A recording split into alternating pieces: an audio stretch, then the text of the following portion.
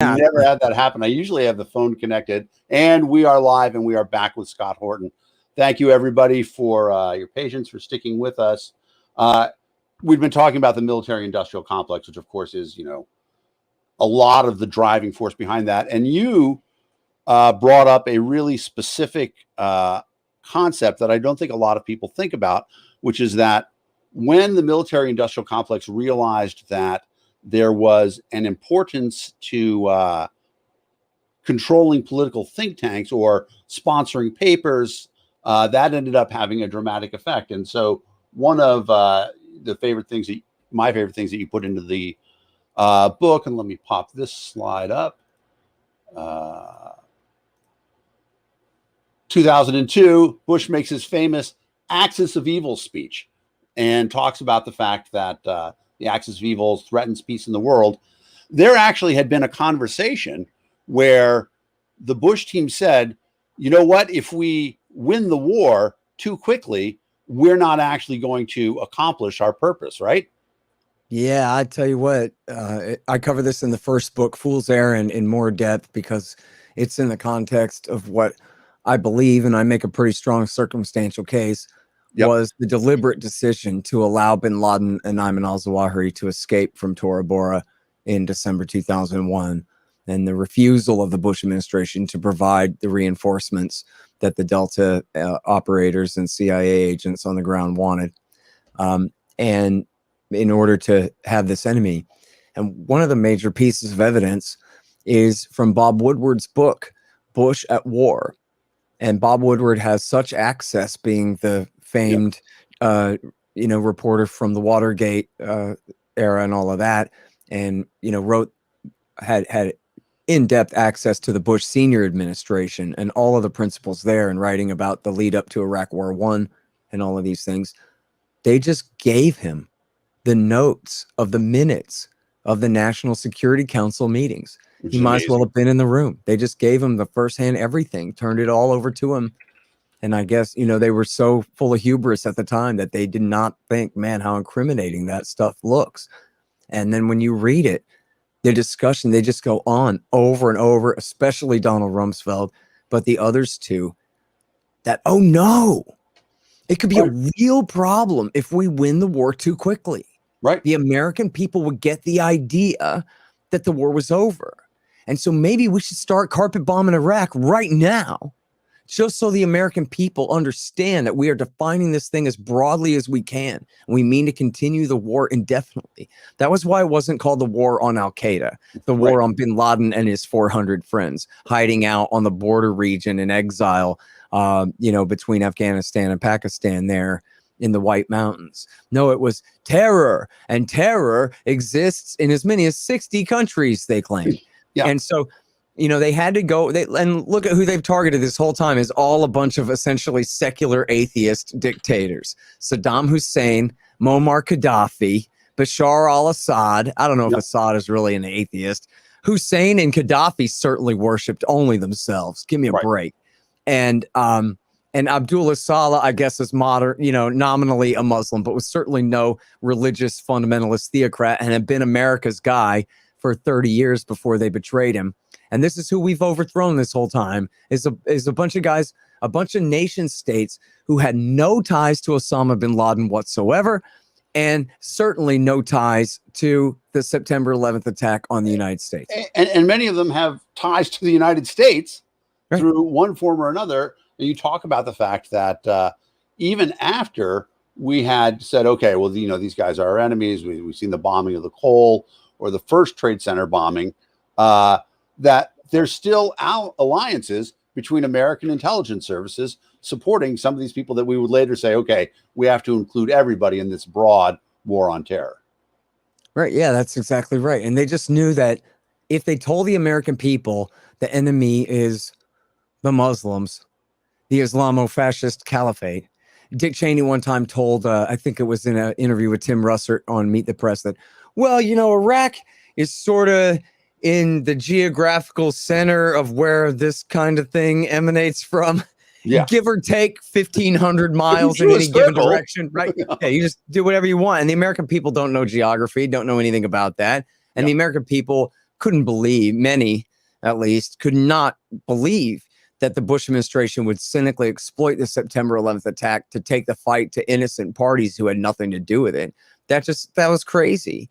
And what's more likely, that the president would be so cynical to do something like that, or that the person telling you that is an idiot, right? And so people sided with their president when he was lying right to their faces. So I have an interesting, and this is sort of my theory, and it's a little bit away from the book, but how much of this do you think is the military industrial complex? Their lesson from Vietnam was, if we're not careful, the people could stop a war, because it was really kids protesting that ended Vietnam. And so to a certain extent, they said, well, then we have to control the press. We have to control, obviously there's this famous, one of my most influential movies in my life, Hearts and Minds, talking about, the failed effort to win Hearts and Minds in Vietnam. And it seems like they're waging a Hearts and Minds campaign against the American people to support these never-ending wars. The way Gary Johnson said, we're given a condition of permanent war and unlimited debt to justify extraordinary overreaches in government. It seems like it was a real deliberate intention. Absolutely. And look, I mean, the level of public relations effort put out by these people is just absolutely incredible. With all the access and all the secret lies that they feed to the elite media. There was a guy, I think Barstow at the New York Times in like 2008 or 10 or something, way after the fact, wrote a Pulitzer Prize winning story about all of the quote unquote retired generals who were being brought in by Donald Rumsfeld's Pentagon to be briefed on all the Pentagon talking points, and then who were like the super majority of the expert opinions being represented on all of the major cable TV news channels. And, another major legacy of Vietnam, which is much more public relations than reality. I know of people who desperately searched in vain through all the history and newspaper records and could find no actual evidence for this. At the same time, I've met people who swear it happened, that they saw it with their own eyes, and I know everybody's heard it and believes in it, and that is that the hippies would spit on the soldiers when they came home from Vietnam, even though this guy's just a lowly private or a specialist, and, was thrown into this thing, was drafted, conscripted into this thing, and they would call him baby killer and spit on him. And that was far worse than anything the army did to the people of Vietnam, that's for sure. And so then to make up for that, meant that no one can ever criticize any decision that George Bush, Dick Cheney, Barack Obama, or Joe Biden ever make, or else you hate soldiers and you spit on soldiers and you call soldiers baby killer. Support the troops means let these cynical, lying, manipulative bastards waste their lives and send them to a desert to die for nothing, because the opposite of that is you might hurt their feelings if you tell them, man, you should go AWOL rather than go to a desert to die for nothing at the hands of a bunch of cynical liars who put you in a no-win situation where you have no business in the first place. And just look at where we are now. In the year 2021, everyone, including the entire Republican Party led by their last president, the entire American right, and all of the establishment media, and everybody except for John Bolton, the other 330 million of us all agree we should have never done Iraq War II. And you know what that means? That means all the people who said that back then were right. And all the people who said, no, you have to support the troops, meaning you have to support the policy, no matter how wrong it is, they were all wrong. And they helped get something on the order of 7,000 American soldiers killed, and another 40, 50-something thousand of them, their legs and hands and manhood blown off. So now they have to live and die in Walter Reed for the next few decades. Yeah, I worked at Mass General, and they had after the terrorist attack there in Boston during the marathon bombing, they had a team of surgeons. I mean, I would argue the only good thing that came out of it was we learned something about trauma surgery and were able to save a lot more lives, Right. it wasn't worth the price. But afterwards, I talked to one of the trauma surgeons about it, and he talked about the fact, he's like, we have this thing where we're supposed to say the statistic is 7,000 dead. But in reality, for all these young men, the life that they thought they were going to have is over. And now it's a completely different one. And we need to think of it in that context. The fact that we can perform these medical miracles and, people live, and, I'm grateful for the lives that we save. And I'm sure these men are grateful for their lives.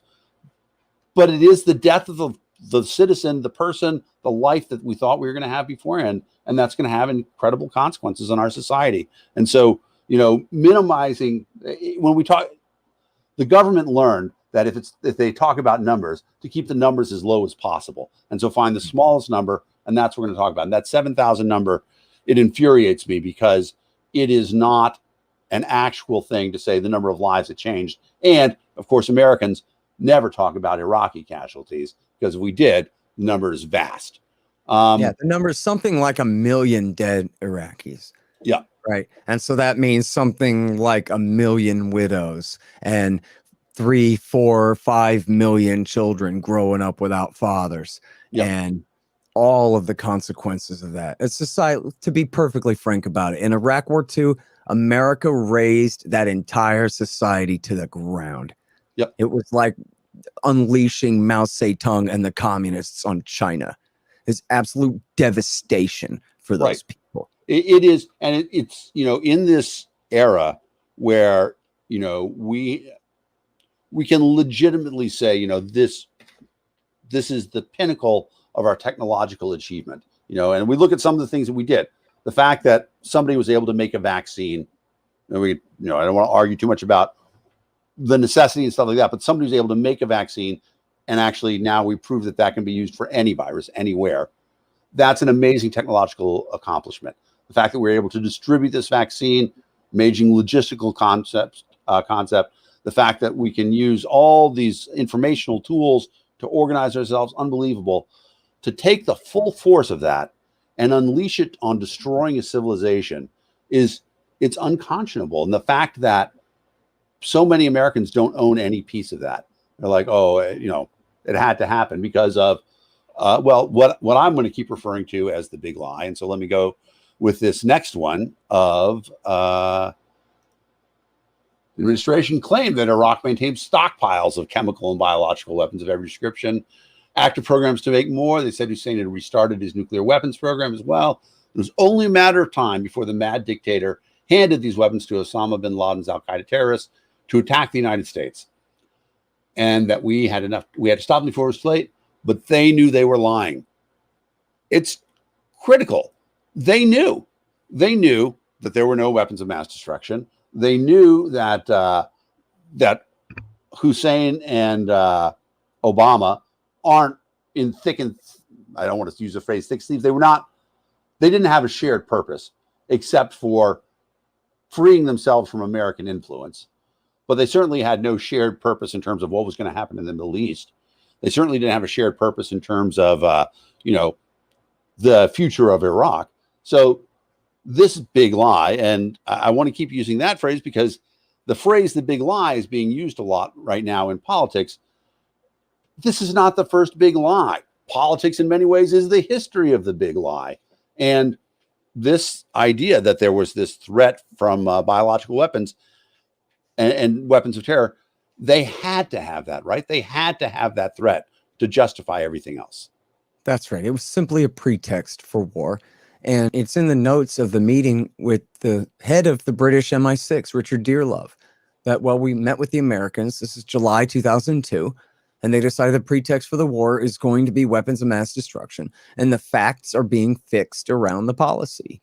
That's it. They're begging the question. We know that this is true. We will not accept any denial as an answer. When Saddam Hussein turned over a 12,000-page dossier to the United Nations, they said, well, there's nothing new in here.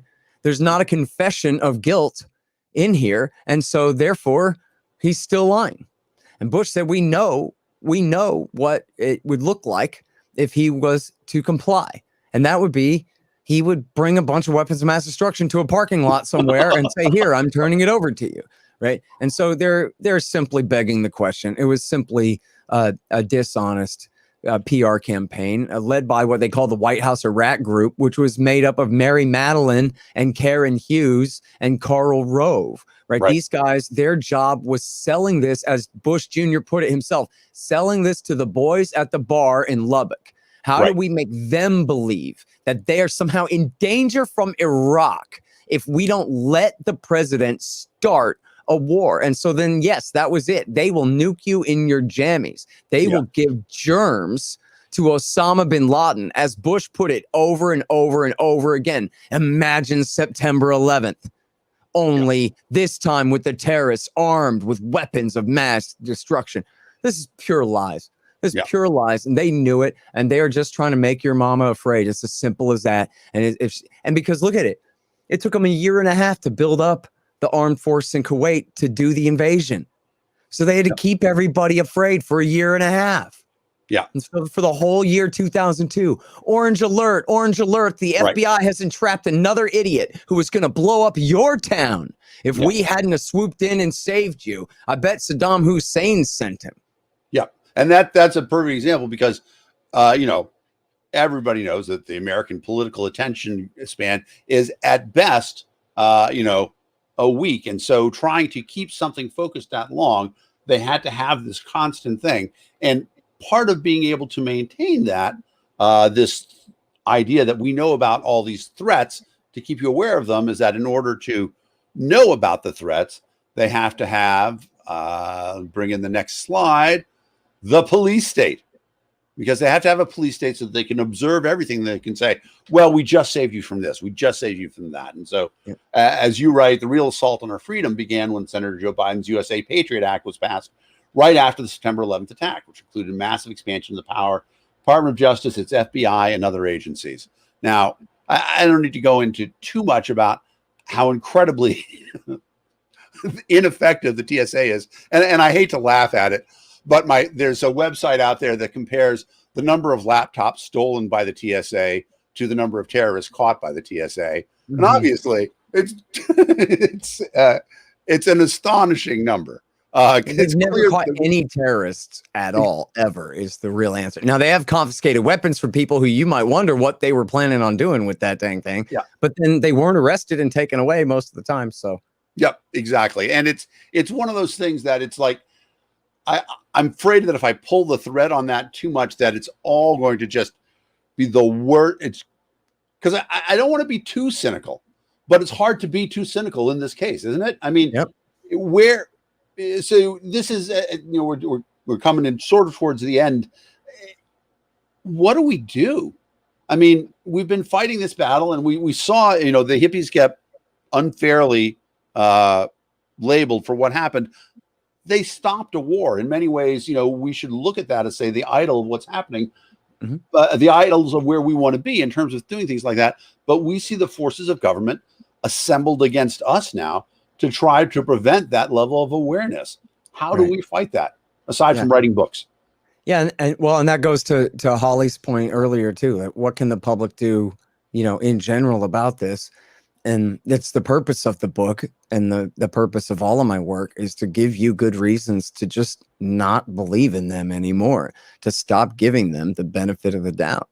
They tell you you're supposed to be terrified of China.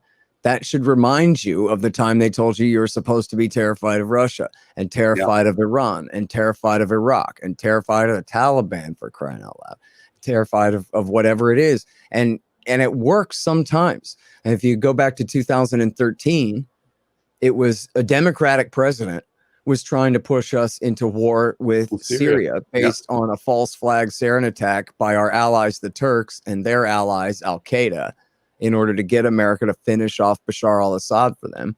And the first thing that happened was the British House of Commons voted it down.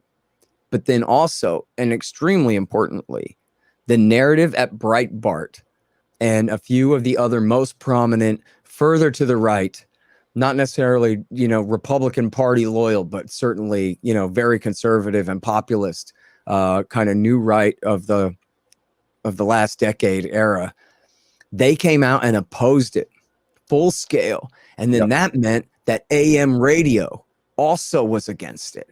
And so now you had the American right, who, if anybody's going to support the war party in war, it's going to be the, come on, let's go kick their ass and take their gas and be tough macho guys about it kind of, you know, populist sentiment on the right. And this time it's kind of unfortunate and ironic, because the sentiment was, we don't care if Assad gasses his own people. We don't care enough about them to go and help them and save them. Screw them, which I guess I'll take it because it kept us out of war. It would have been better if they had seen through the lie, which some of them did. And it was a lie that Assad had even done that attack. But then that was it. And Obama backed down.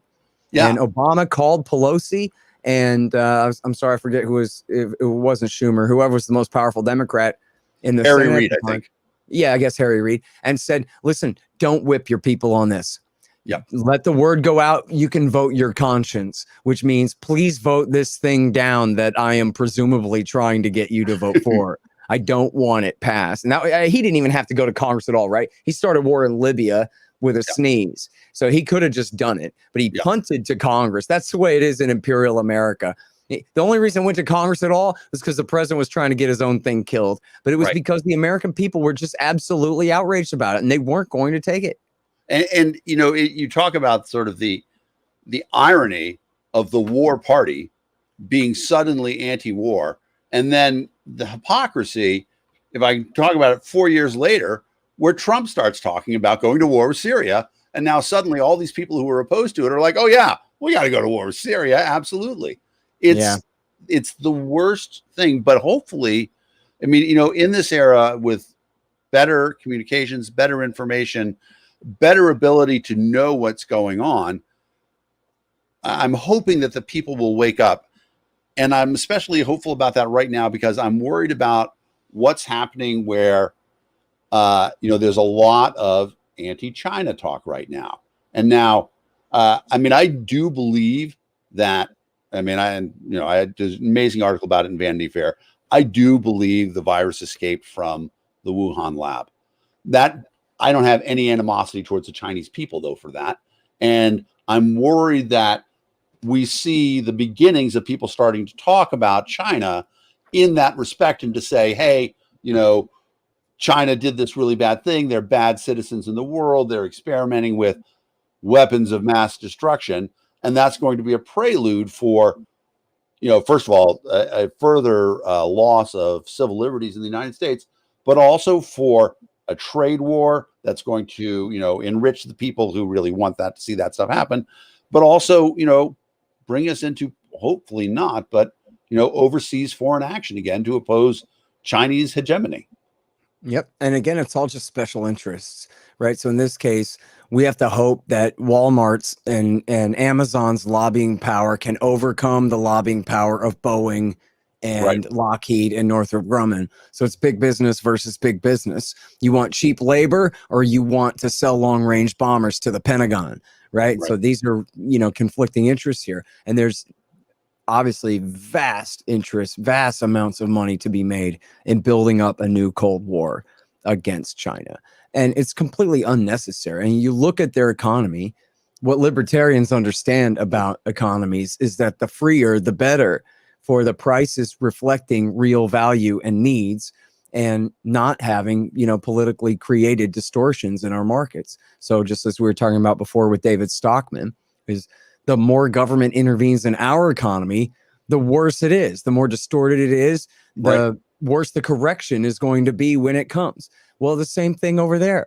They have essentially a totalitarian state where every economic decision made by any firm of consequential size is essentially overseen by the government. It's almost, you know, Mussolini fascism there in a sense. Having abandoned communism because they were just all starving to death, they, you know, they adopted parts of Milton Friedman, but with Chinese characteristics, meaning this authoritarian state, you know, still with a red flag overlying it all. And so then they have these horrible policies like you're not allowed to reproduce. And because we can't afford to feed you, because we can't figure out how to make prices work right, you know? So, you know, they have this aging population in one of the worst cases on the planet right now of population shrinkage and of infertility and a failure to pass down for the next generation. And you have entire ghost cities that were built as political projects where, in other words, the prices and the value of those homes and those buildings is so artificially high and absolutely necessitating huge future corrections and all of this. So people, you can get into a narrative, just like if we're talking about David Koresh or Saddam Hussein or anybody else. They're like, oh no, TV's saying I got to be really afraid of this. The yellow peril. I can't even understand what they're saying. I bet they're talking about me, if you want to be afraid of them. But then if you don't want to be afraid of them and you want to look at more rational reactions to what they're doing in the world, well, you could find those too. And there are a lot of real experts who are saying, you know what?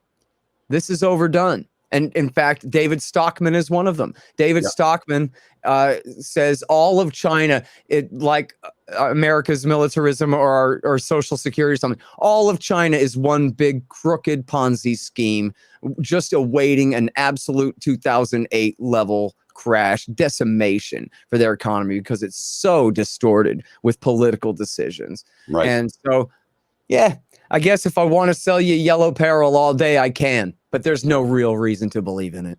Well, and then the last thing, the last section of your book, I think is, we could talk about politics, we could talk about the problems that we're having, but the last section you titled "Just Come Home," and that's the real thing. We could all the other stuff, the manipulation, it's terrible. The lives that are lost, the lives that are ruined, when we could safely bring everybody home. And I mean, it seems like we're leaving Afghanistan finally. Does it feel like this is somewhat at least of a turning point in that overarching mission that we're going to be able to bring more people home? We're going to stop American interventionism. All right. No. I mean, the reality is that if we stop the war on terrorism, but we keep the policy of dominance in the Middle East, and we're going to keep the terrorist war against us. And so at that point, this would really serve the interests of the war party too. If they continue propping up the Israelis over the Palestinians, continue propping up the Saudi and Egyptian dictatorships over their people, continue propping up the Shiites in power, ruthless chauvinists over the Sunnis in Iraq, and occupying the wheat and oil fields in eastern Syria to keep them out of the hands of the government, which they have under full blockade, virtual sanctions blockade and all this. They keep doing all that while at the same time no longer looking for guys who might seek revenge against us for that. Well, that's a recipe for another major attack or more on our soil, and then an excuse for a whole new round of terror war. Gee, we tried everything except nuking Mecca, Medina. Maybe we should try that. We tried everything except helping the Israelis cleanse all of Palestine of 6 million Palestinians. Or maybe we should try that. That's what Fred and Donald Kagan recommended on September the 12th, 2001. And, these kinds of things then become, well, we tried nothing and we're all out of ideas. We tried killing a bunch of people. That didn't do it. Maybe we didn't kill nearly enough. We got to double and triple and quadruple down. Maybe we need to take out the Shiite Ayatollah in Iran. Yeah, that'll sure cook Ayman al-Zawahiri's goose if we do that, So that could be a real problem. So when I say just come home, and don't get me wrong, because I'm not saying as long as we're over there, we need to keep the war on terrorism. I'm saying we need to completely end the policy of dominance in the Middle East. It needs to be official American policy that we don't give a damn who overthrows who in Saudi Arabia or in Egypt or in any of these countries over there. It's none of our business. The Israelis have already got hundreds of billions of dollars from the Americans in welfare. They have what they call their qualitative military edge against the entire rest of the region combined, if it came down to it, as it stands right now with conventional weapons only. And so there's just no need whatsoever, even if you put Israel's security interests at the forefront. They got all the F-16s and all the bombs they need to be a perfectly secure little nation state there, even an apartheid state, for the duration. And so we need to really just come home, all the way home, close up all the bases, the Fifth Fleet in Bahrain, the Al Udeid Air Base in Qatar, all the bases in Saudi Arabia, in Iraq and Syria, and all of our promises and military aid and financial aid to the dictatorships in Egypt and Kuwait and all around, and Jordan and all around the rest of the region. Call it all off, and then our terrorism crisis will dry up. And that's what it is all a reaction to. That's what it's always been. And so it's just like when the Israelis left Lebanon in 2000, that was it. Hezbollah didn't stay at war against them. Hezbollah's war was get the hell off of my front lawn. And as soon as the Israelis pulled out, there hadn't been a Hezbollah suicide attack since 1999. Yep. And so it's a wonderful thing. The sentiment at the end, just come home. It's not just troops. It is that our political interest should be in our own politics. The idea that we're doing nation building, regime change, that we are responsible for other countries' social welfare is insane. We just need to bring it all home. And then people who want to, as individual citizens, Americans as individual citizens have a wonderful reputation in the world because we sponsor a lot of charities, American overseas relief, voluntary stuff. I believe American charities sent more money into Indonesia after the tsunami than the rest of the world combined. Right. And look, go ahead. Let me leave you with this because I am fresh on time here. Sorry, but no, just think if it had been Harry Brown elected in 2000 and he would have pulled all our troops out of Saudi Arabia and cut off the Israelis that spring anyway. But let's just presume that the September 11th attack had happened anyway. Then what Harry Brown told me this himself back then, that what he would have done is he would have sent the Delta Force and the Navy SEALs and the very top tier Special Operations Command guys on a bounty basis. I'll pay you $1 billion to get me Bin Laden, Zawahiri, and I don't know, their 50 closest friends. And then that's it.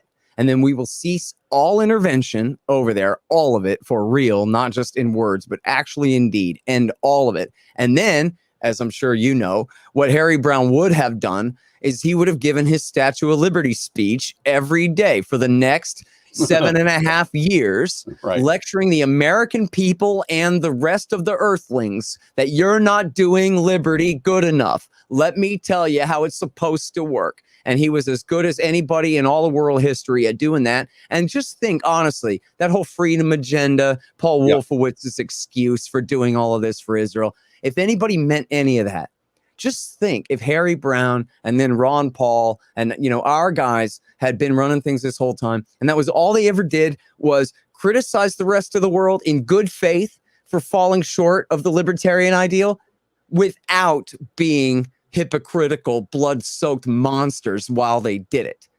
We're in no position to lecture the Pakistanis on freedom of religion when our drone war in Pakistan is far worse than a few stonings of converted Christians. We're in no position to criticize the Pashtuns for raping little boys when our government actually puts those child rapist warlords in power over these poor people. We're in no position to criticize the people of Somalia for their female circumcision, which is an absolute atrocity, a part of their tradition. But the worst thing about Somalia is that George W. Bush and Barack Obama and Donald Trump and Joe Biden have been murdering people there since the year 2001, nonstop. More than 500,000 of them, maybe 1 million of them by now.